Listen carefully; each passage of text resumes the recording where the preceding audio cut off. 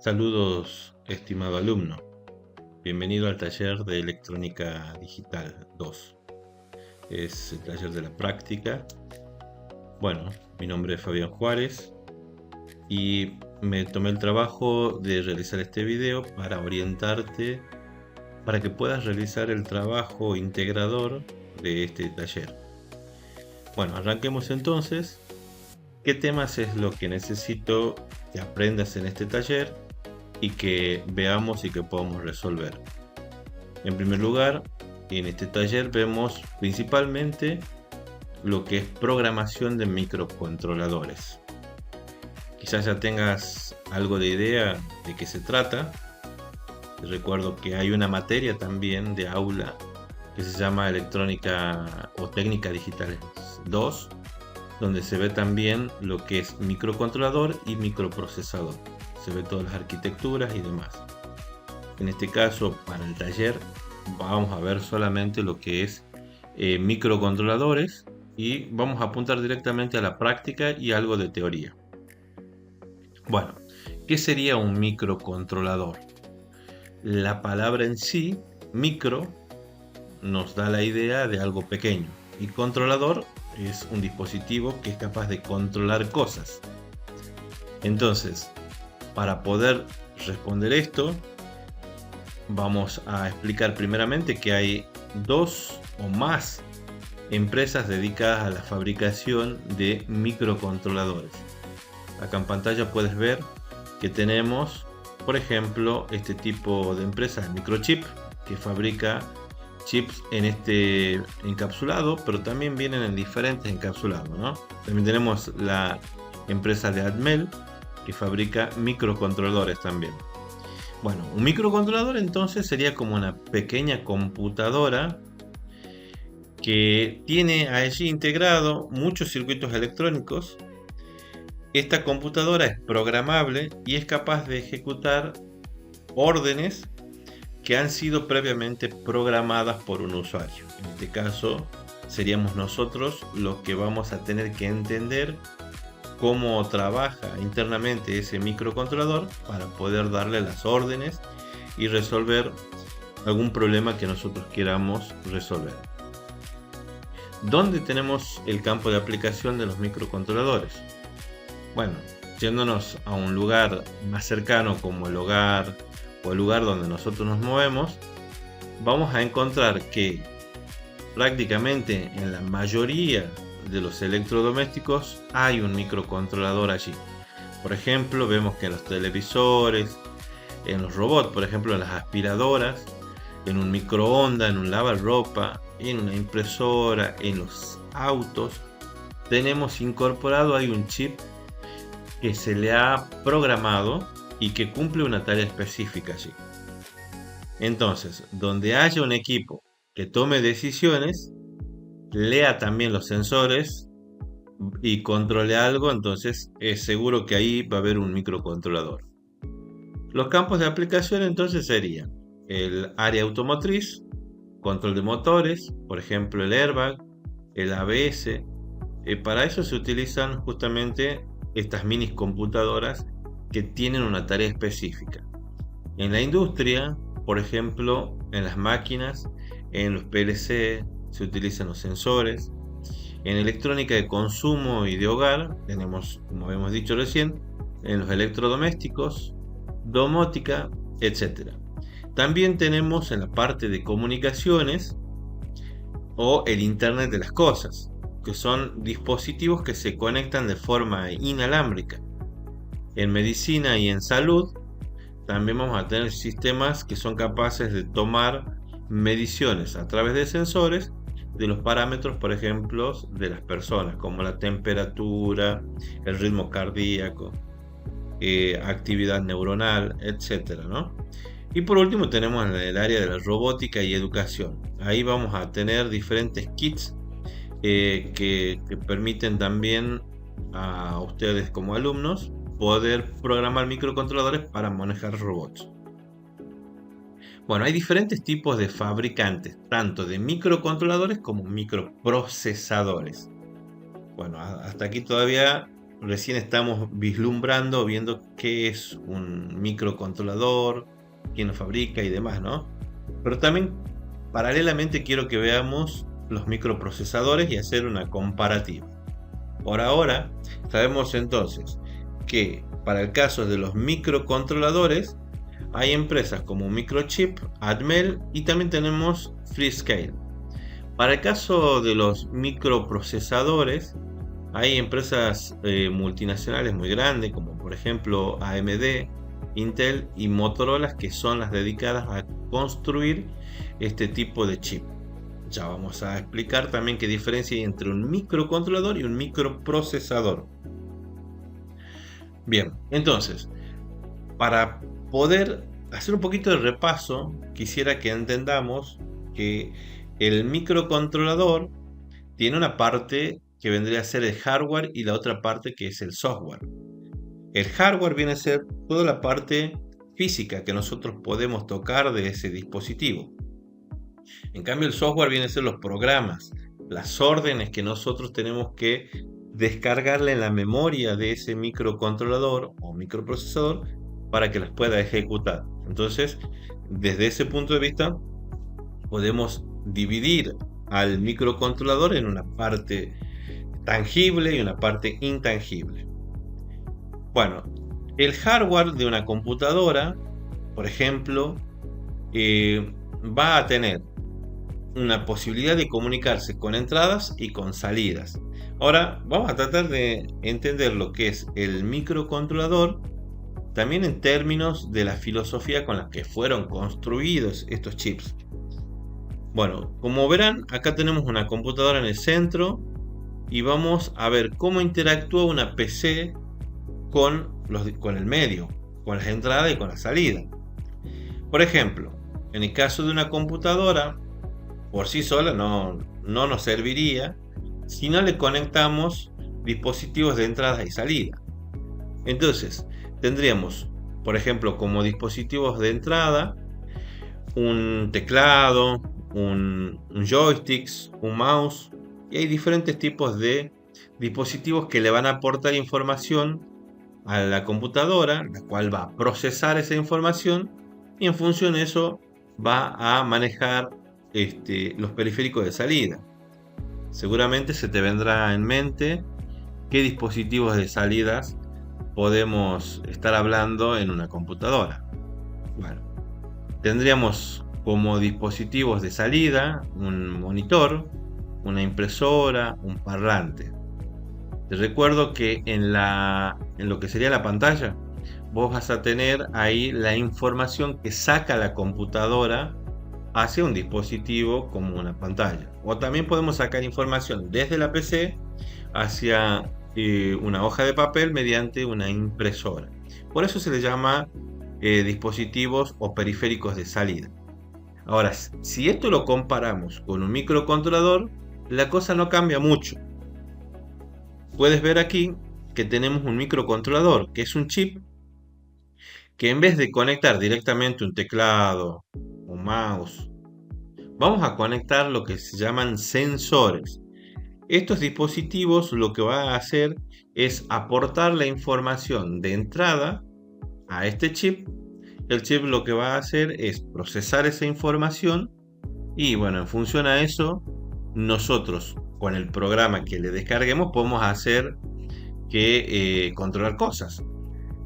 Entonces, para controlar cosas necesitamos los dispositivos de salidas. Estos dispositivos de salidas pueden ser, por ejemplo, los LEDs, que son como pequeñas lámparas que encienden, son semiconductores que funcionan como pequeñas lámparas, ¿no? Y después tenemos los relés, buzzer, parlantes, también tenemos displays. Quizás no sea como una pantalla como la de la computadora, pero también nos permite este display mostrar información. Podemos controlar motores. Diferentes tipos de dispositivos se pueden controlar mediante un microcontrolador. Y si esto lo llevamos más íntimamente al ámbito humano, podemos ver que todo se basó justamente en el cerebro de la persona, del humano.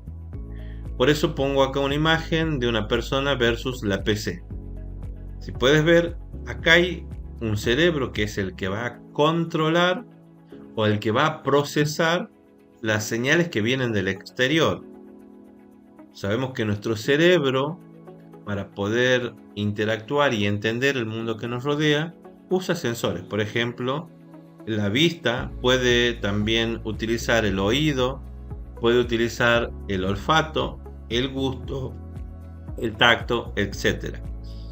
En función a esa información que generalmente va a viajar a través de impulsos eléctricos por los nervios hacia el cerebro va a interpretar, va a procesar esa información y en función de eso va a interactuar con el mundo que lo rodea a través de sus actuadores. ¿Cuáles serían sus actuadores? Por ejemplo, los músculos. Si nosotros quisiéramos que esos músculos levanten algo, el cerebro se encargaría justamente de darle la orden para levantar eso. O si necesitamos comunicarnos con otra persona, nosotros lo que vamos a hacer es modular el sonido mediante las cuerdas vocales. Son músculos que tenemos en la garganta. Bueno, entonces, ya sabemos y hemos entendido el concepto de la filosofía de un microcontrolador. Ahora vamos a ir a la parte de microprocesador versus microcontrolador para ver cuáles serían las diferencias que hay entre una cosa y otra. El microprocesador viene a ser este chip que pongo acá en pantalla, por ejemplo, que dice Core i7. Si tuviste la posibilidad de destapar un gabinete de una computadora, vas a poder ver que ahí tiene el cerebro incorporado en una placa madre. Ese vendría a ser el encargado de procesar a alta velocidad las diferentes señales que vienen del exterior, de los periféricos, podríamos decir, de entrada y salida.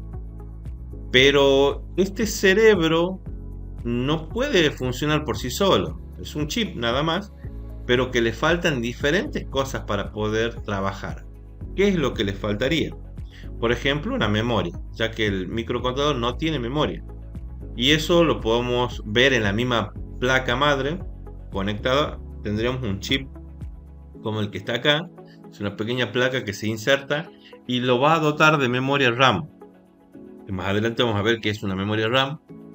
Luego también vemos que se necesita una memoria ROM, una memoria donde podemos almacenar también información, que lo vamos a tratar más adelante.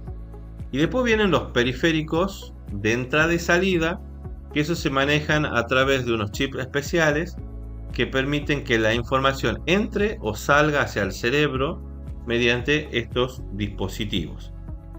Es decir, este cerebro no sirve de nada si es que no está dotado del resto de los dispositivos que va a necesitar. En cambio, el microcontrolador tiene incorporado un microprocesador que viene a ser el cerebro del sistema de cómputo, con la diferencia de que este cerebro es pequeño, no tiene la misma potencia de cómputo que un microprocesador como tal, como el que vimos recién. El microcontrolador viene a ser el chip que vemos en la parte de abajo. Este chip ya trae un cerebro incorporado, pero además también trae incorporado lo que sería la memoria RAM, la memoria ROM. También tiene puertos de entrada y salida. Además de eso, también tiene otros sistemas electrónicos que apoyan el funcionamiento del mismo. Es decir, un microcontrolador ya es una computadora en toda su dimensión. Ya tiene todo lo necesario para poder funcionar. En cambio, un microprocesador por sí solo no puede funcionar, ya que necesita de todo esto para poder funcionar. Entonces, la diferencia fundamental radica en el propósito y la arquitectura. Un microcontrolador es una computadora completa en un solo chip diseñada para una tarea específica, mientras que un microprocesador es el cerebro solamente de la computadora y que requiere componentes externos para poder funcionar y está diseñado para tareas generales y complejas.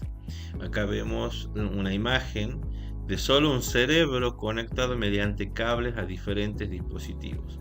Es decir, el microprocesador vendría a ser el cerebro y para el caso del microcontrolador, ya vemos que este cerebro está adosado a un cuerpo que ya tiene manos, pies. Y bueno, entonces, ¿qué es lo que nos dice esta imagen? Que básicamente el microcontrolador no es solamente un cerebro, sino que tiene todo lo necesario para poder interactuar. Entonces, en el caso del microcontrolador, vemos que es un sistema todo en uno. Integra en un solo chip el procesador, que sería la unidad central de procesamiento, la memoria RAM, la memoria de programa, que puede ser en memoria ROM o flash, puertos de entrada y salida, y periféricos como temporizadores, convertidores analógico digital, etc. También, para el caso del microprocesador MPU, contiene principalmente la unidad central de procesamiento. Para funcionar va a necesitar conectarse externamente a todos u otros chips de memoria RAM y almacenamiento, y además de los periféricos de entrada y salida. En cuanto al rendimiento y consumo, el microcontrolador generalmente tiene menor potencia de procesamiento y velocidad de reloj, y esto se mide en megahertz. Está optimizado para un bajo consumo de energía, respuesta de tiempo real y eficiencia en tareas específicas. El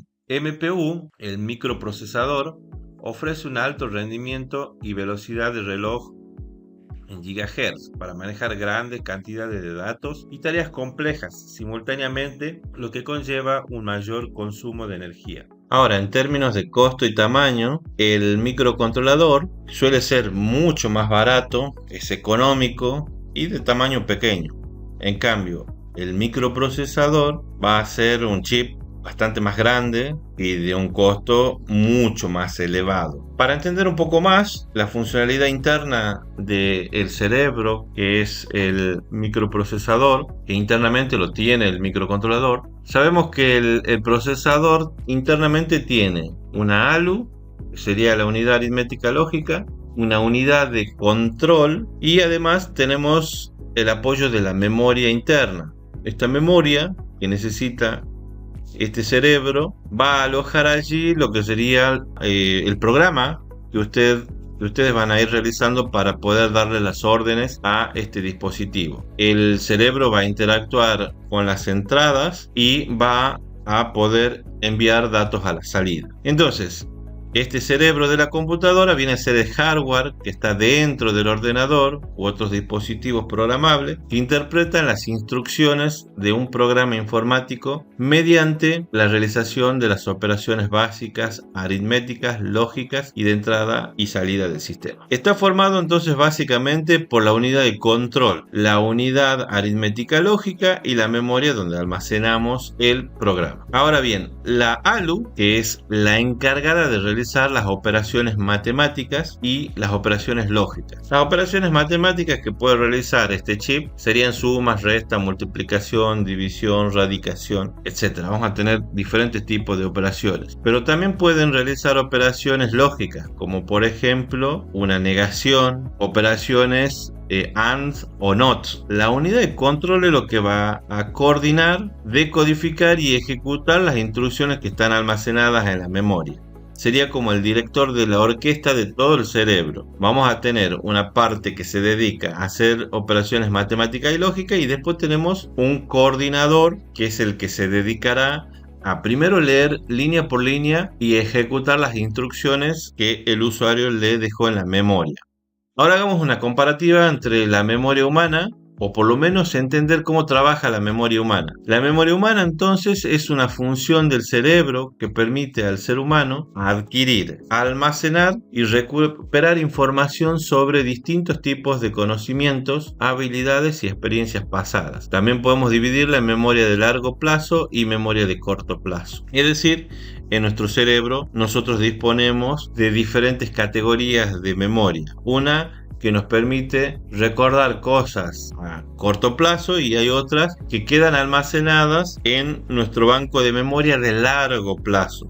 Por ejemplo, el hecho de caminar, andar en bicicleta, eso sería la información que nos permite a nosotros andar en bicicleta, caminar, correr, etc. La memoria de la PC está constituido por dos tipos de memoria, la memoria ROM y la memoria RAM. Son parecidas en conceptos a la memoria del ser humano. Por ejemplo, la memoria ROM es un circuito integrado de memoria que almacena instrucciones y datos de forma permanente. Si quitamos, por ejemplo, la energía, permanece almacenada esa información. Generalmente la vamos a usar para almacenar datos importantes como fotos, videos, el sistema operativo. Para el caso de la memoria RAM, esta memoria es volátil y si bien podemos almacenar información, pero la información se va a mantener un cierto tiempo mientras esté alimentada, esté energizada esta memoria. Si le quitamos la alimentación, se pierde todos los datos que tenga almacenado allí. Entonces ahora vamos a hablar ya directamente de lo que es Arduino, que es la plataforma que vamos a utilizar para programar un microcontrolador. Arduino entonces es una plataforma de desarrollo de productos electrónicos enfocadas a un público no experto, artistas entusiastas de la electrónica, etc. Es de hardware libre, por lo tanto todos sus diseños son abiertos y pueden reutilizarse, mejorarse. Dispone de un IDE, de un entorno de desarrollo cómodo y flexible. Entonces, cuando hablemos de Arduino, vamos a hablar de un sistema integrado de desarrollo. Digamos, principalmente vamos a tener lo que es el hardware y el software. Entonces, ¿qué es Arduino? Piensa en Arduino como un kit de construcción para crear inventos electrónicos. Tiene dos partes que trabajan juntas. Uno sería el cuerpo físico, la placa con los componentes, y lo segundo sería las instrucciones que le tenemos que dar, o sea, el código ahí en su cerebro. El concepto clave aquí sería libre, o sea, open source. Cuando nosotros decimos que Arduino es libre o open source, no significa que sea gratis de dinero, significa que es transparente. No hay secretos en cómo está hecho. Sus creadores han decidido compartir la receta con el mundo. Lo que quiero decir que no significa, por el hecho de que sea open source, que yo voy a conseguir la placa gratis. Se vende la placa e inclusive el programa para programar también es gratis. Hardware libre, la parte física. Imagina la diferencia entre un coche de juguete que viene pegado y sellado y un set de Lego. El hardware cerrado, el coche pegado.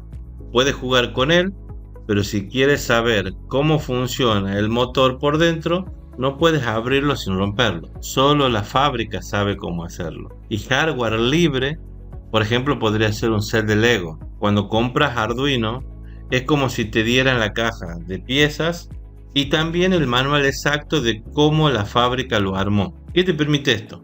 Como tienes el manual, los planos electrónicos, puedes estudiar cómo funciona, puedes intentar construir uno tú mismo comprando las piezas sueltas o puedes cambiarle piezas para mejorarlo. Es decir, la filosofía del hardware libre permitió que muchas personas que conocen de electrónica puedan fabricar sus propias placas, ya que la empresa que fabrica Arduino liberó los planos electrónicos. Entonces, el hardware libre vendría a ser como que yo comprara un kit, por ejemplo este autito, y luego pueda leer la receta de cómo puedo armarlo o qué función cumple cada pieza. Algo así sería hardware libre. Y si vamos realmente a la placa de Arduino, esta que estoy presentando en pantalla es la placa Arduino Uno, una placa muy popular de Arduino. Ahí podemos ver la placa física cómo se ve y el plano que fue liberado. O sea, yo puedo saber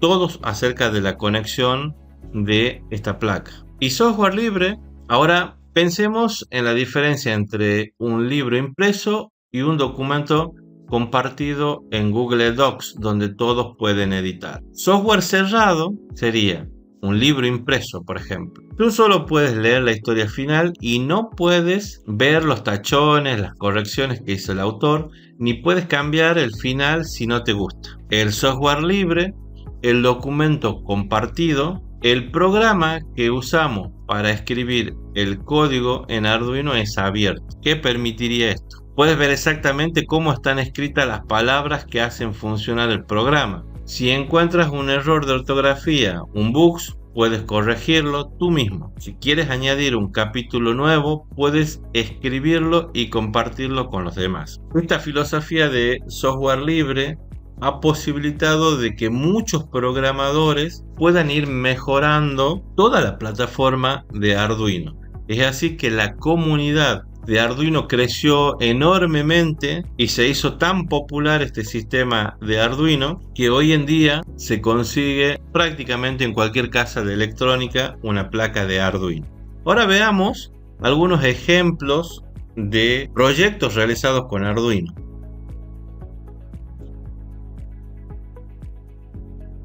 Vamos a ver algunos proyectos. Aquí podemos ver un juego de ping pong donde yo tengo dos pulsadores y puedo controlar los LEDs. El programa está hecho para poder jugar una especie de ping pong. Hay que oprimir el pulsador justo cuando esté en uno de los extremos, de caso contrario pierde ese jugador. Veamos qué otros proyectos más podemos ver. Por ejemplo, esto que sería en una pantalla sería parecido al juego del dinosaurio que tiene Google. Yo en una pantalla mediante pulsadores podría realizar este pequeño juego. Adelantemos un poquito más y veamos qué otros proyectos. Acá tenemos el popular juego de la víbora, donde yo tengo que controlarlo mediante un joystick al movimiento de esta víbora que va creciendo cada vez más, y tengo que chocar sobre el círculo que va a aparecer de forma aleatoria en diferentes puntos. Bueno, realmente vamos a encontrar muchísimos proyectos que se pueden hacer con Arduino, juegos de memoria. Este sería como un juego de ruleta. Nosotros en Taller hacemos diferentes tipos de proyectos. Bueno, las placas de Arduino, las más populares, sería la placa Arduino Uno. Y antes que aparezca la placa Arduino Uno, se había fabricado esta pequeña placa liberando los planos. O sea, esto que vemos acá sería una placa casera y acá ya una placa un poco más profesional. Y esta sería la que salió después en el comercio y que se hizo muy popular, la Arduino Uno. Tenemos una gama de familia muy grande de Arduino. Tenemos el Arduino Micro, el Arduino Nano, el Pro Mini, el Mini, el LilyPad, el Arduino Uno, el Leonardo y el Arduino Mega. Obviamente que va a haber diferencias entre cada uno de los Arduinos. Vamos a tener mayor cantidad de entradas, salidas, más cantidad de puertos analógicos, etc. En el caso de la familia del Arduino Uno, vamos a analizar lo que son sus puertos para luego empezar a programarlos. Los puertos, ¿qué vendrían a ser? Yo acá pongo una imagen para que te des una idea. ¿Qué se hace en un puerto físico donde hay barcos? Generalmente lo que se haría es una transacción donde ingresa mercadería de un país hacia otro, o donde de este país yo puedo sacar mercadería. O sea que hay un intercambio de mercaderías. Para el caso de la informática, le llamamos puertos a los lugares donde nosotros podemos hacer que la computadora pueda sacar o pueda entrar información de forma digital o analógica por algunos de estos puertos. Seguramente conocerás algunos de estos puertos. Tenemos el puerto PS2, que sería para conectar ahí el teclado y mouse. Tenemos el puerto paralelo, que ya es antiguo, un puerto serie, y después tenemos puertos USB. Para el caso de la placa Arduino Uno, vamos a poder observar que tenemos los puertos digitales de un lado, enumerados desde el 0 hasta el puerto digital número 13. Luego tenemos los puertos analógicos que van enumerados con la letra A. La letra A sería de analógico, el analógico 0 hasta el analógico 5. Y luego tenemos los puertos de tensión o de alimentación. Estos puertos tienen una entrada que se llama VIN. Tenemos dos pines de conexión, o en este caso de GND, que sería ground o tierra, la referencia de 0 voltios. Tenemos también un pin de salida de 5 voltios y otro pin de propósito general de 3,3 voltios. Y también tenemos uno más que sería el de resets. Bueno, ahora analicemos un poquito más en profundidad de algunas cosas que tiene la placa. Para poder alimentarse esta placa se alimenta de 3 formas. Una de ellas sería si yo conecto el cable USB, por el mismo cable USB puedo alimentar toda la placa. Es decir, la comunicación USB tiene 5 voltios, que es lo necesario para que pueda funcionar este chip y el resto de la electrónica. Luego tenemos un chip que es la interfaz USB, que permite que la conexión o el protocolo USB se convierta en un protocolo serial, que es lo que entiende este cerebro que viene a ser la computadora o el microcontrolador que veníamos estudiando. Este chip es el que yo voy a programar, es un microcontrolador de la firma Atmel. Luego, si nosotros queremos alimentar la placa, podríamos alimentarlo a través de una conexión jack mediante este puerto, pero tenemos que tener en cuenta que la tensión recomendada por el fabricante es de 7 a 12 voltios. Pero como la placa Arduino trabaja con menos tensión, con 5 voltios, necesitamos de un regulador de voltaje para bajar esa tensión. Eso lo vamos a lograr mediante el regulador de voltaje que estoy señalando acá en pantalla. Estos capacitores funcionan como capacitores de filtro que evitan que se meta por la alimentación ruido. El diodo que tenemos acá es un diodo de protección. Si armamos mal la ficha de alimentación e invertimos la polaridad, si este diodo no existiera, quemaríamos toda la placa. Entonces este diodo va a proteger de una polaridad inversa. En el caso de que estemos alimentando diferentes cosas con la placa Arduino, el consumo puede ir aumentando. Y si nosotros estamos alimentando toda esta placa mediante la conexión USB, estaríamos recargando el puerto USB. Para evitar que se rompa el puerto USB de la computadora por sobrecarga o por algún cortocircuito que sin querer yo haga en las conexiones, esta placa dispone acá de un simple fusible, un fusible que se destruye y está calculado creo que aproximadamente 500 mA aproximadamente se destruye, ya que el puerto USB no entrega tanta corriente y si le exijo más corriente de la que puede entregar se rompe. Bueno, ya hemos explicado también que tenemos los otros pines analógicos y digitales. El pin se puede alimentar por VIN. VIN significa voltaje de entrada. VIN podríamos alimentar también entre 7 y 12 voltios, ya que esta tensión pasa directo a este regulador de voltaje que baja la tensión a 5 voltios. Eso sí, esta tensión que entra por VIN no va a pasar por el diodo de protección, lo cual, si nosotros sin querer conectamos mal e invertimos la polaridad, esto destruiría toda la placa. Es decir, tenemos que tener cuidado de alimentar la placa de Arduino Uno cuando trabajemos con VIN. Algo importante a recordar sería que 0 voltios es sin tensión, 0 lógico o low o false sería lo mismo. Luego tenemos 5 voltios serían que hay tensión, o es un 1 lógico, o podemos decir high o true, verdadero.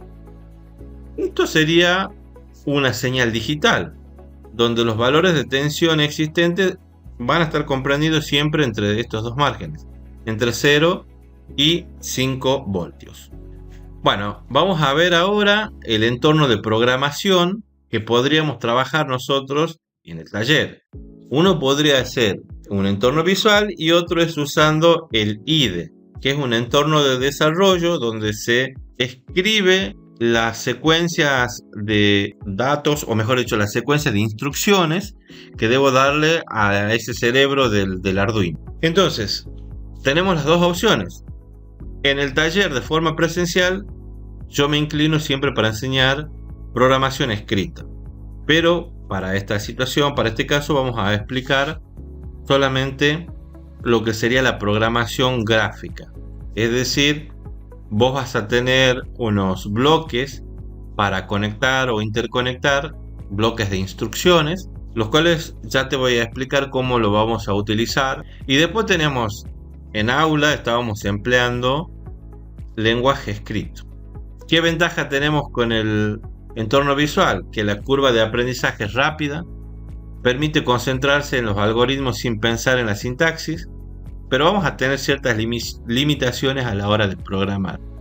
Es decir, muchas veces nos vamos a quedar cortos con lo que podemos hacer mediante los entornos visuales. En cambio, con el entorno escrito, el aprendizaje es un poco más largo.